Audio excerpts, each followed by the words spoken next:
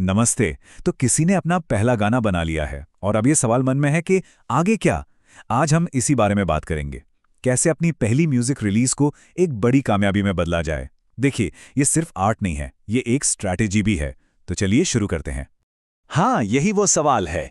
एक मास्टरपीस तैयार है, लेकिन अब क्या? ये वो सवाल है जो लगभग हर इंडिपेंडेंट आर्टिस्ट के सामने आता है जब उनका ट्रैक पूरा हो जाता है। गाना तो कमाल का है, लेकिन उसे दुनिया तक कैसे पहुंचाएं? असल में असली काम तो यहीं से शुरू होता है। और सच तो यह है कि आज की इस भीड़ भरी म्यूजिक इंडस्ट्री में एक शानदार गाना होना बस शुरुआत है, पहला कदम। असली सफलता के लिए एक मजबूत प्लान की जरूरत होती है। मतलब तैयारी, स्ट्रैटेजी और प्रमोशन, इन सब का एक पूरा चक्र। ठीक है, तो सबसे पहले बात करते हैं प्रोडक्ट की, यानी वो चीज़ जो दुनिया के सामने रखी जानी है।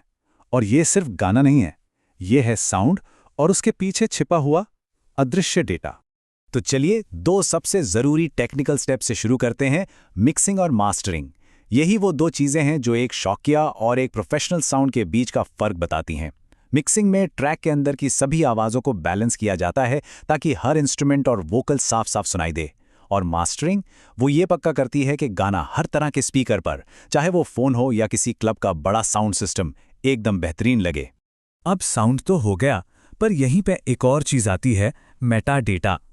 ये वो जानकारी है जो गाने के साथ जुड़ी होती है, जैसे उसका पासपोर्ट।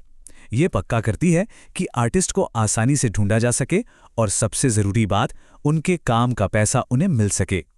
सबसे पहले है ISRC। इसे गाने का डिजिटल फिंगरप्रिंट समझिए। गाना कहीं भी बजे, स्पॉटिफाई पर, रेडियो पर या किसी फिल्म में, ये कोड पक्का करता है कि उसकी पहचान हो और रॉयल्टी सही आर्टिस्ट तक पहुंचे। और फिर है UPC।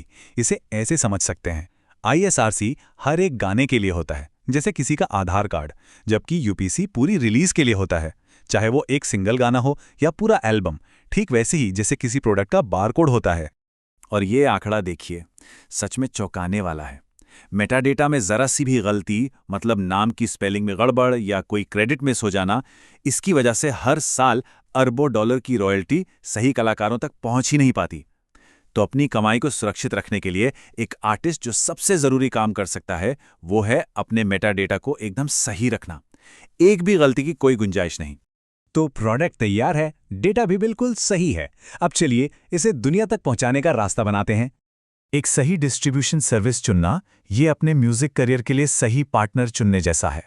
बात सिर्फ म्यूजिक अपलोड करने की नहीं है, बल्कि सही टूल्स और सपोर्ट पाने की भी है, जो आगे बढ़ने में मदद करें। ठीक है, तो गाना अब स्टोर्स पर है, लेकिन काम अभी खत्म नहीं हुआ है। अब अपनी ऑनलाइन पहचान बनाने का समय है, और इसकी शुरुआत होती है अपने आर्टिस्ट प्रोफाइल को क्लेम करने से। ये कुछ आसान से स्टेप्स हैं और इनके जरिए किसी भी आर्टिस्ट को स्पॉटिफाई पर बहुत पावरफुल टूल्स मिल जाते हैं। यहाँ से ये समझना आसान हो जाता है कि सुनने वाले कौन हैं, कौन सी प्लेलिस्ट में गाना चल रहा है, और अपने म्यूजिक को सीधे प्रमोट करने के मौके भी मिलते हैं।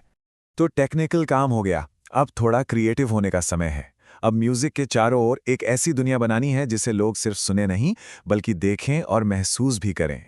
आज के ज़माने में विजुअल ब्रांडिंग बहुत बहुत ज़्यादा ज़रूरी है। कई बार लोग किसी गाने को सुनने से पहले आर्टिस्ट को इंस्टाग्राम या टिकटॉक पर देखते हैं, तो विजुअल पहचान ही पहली छाप होती है, उसे यादगार बनाना ही होगा। ये एक कमाल की इनसाइडर टिप है। स्पॉटिफाई खुद चाहता है कि आर्टिस्ट उसके फीचर्स का इस्तेमाल करे, और जब ऐसा होता है तो उनके एल्गोरिदम गाने को ज़्यादा लोगों तक पहुंचाने में मदद करते हैं। तो इन टूल्स का पूरा फायदा उठाना चाहिए। अगर कोई चाहता है कि व्लॉग्स, रेडियो स्टेशन या प्लेलिस्ट बनाने वाले लोग उनके म्यूजिक पर ध्यान दें, तो उन्हें एक इलेक्ट्रॉनिक प्रेस किट यानी EPK की जरूरत पड़ेगी। ये एक तरह का डिजिटल बायोडेटा है जो आर्टिस्ट की कहानी और संगीत को एक ही जगह पर बड़े प्रोफेशनल तरीके से पेश करता है। एक अच्छी EPK इंडस्ट्री के प्रोफेशनल्स का काम बहुत आसान कर देती है। उनको ज़रूरत की हर चीज़ एक ही जगह पर मिल जाती है। इससे म्यूजिक के फीचर होने के चांस काफ़ी बढ़ जाते हैं। रिलीज का दिन, ये फिनिश लाइन नहीं बल्कि स्टार्टिंग लाइन है। असली रेस तो अब शुरू होती है। गाने को जिंदा रखने और उसे ज़्यादा से ज़्यादा लोगों तक पहुंचाने के लिए लगातार मेहनत करनी पड़ती है। ये वो काम है जो म्यूजिक के लाइव होने के बाद भी उसकी रफ्तार को बनाए रखते हैं। खासकर रिलीज के बाद के पहले कुछ हफ्ते बहुत ज़रूरी होते हैं। तो लगातार एक्टिव रहना और सुनने वालों से जुड़े रहना बहुत ज़रूरी है। और आज के समय में वायरल होने का सबसे बड़ा रास्ता शॉर्ट फॉर्म वीडियो से होकर गुजरता है। एक कैची हुक, एक मजेदार ट्रेंड और गाना लाखों लोगों तक पहुंच सकता है। ये दिखाता है कि कैसे सोशल मीडिया अब म्यूजिक की खोज और उसके ग्रोथ का सबसे बड़ा इंजन बन गया है।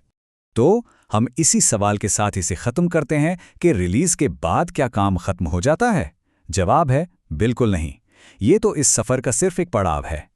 एक म्यूजिक करियर बनाना, रिलीज करना और प्रमोट करना, ये एक कभी ना खत्म होने वाली यात्रा है। असली काम तो हमेशा जारी रहता है।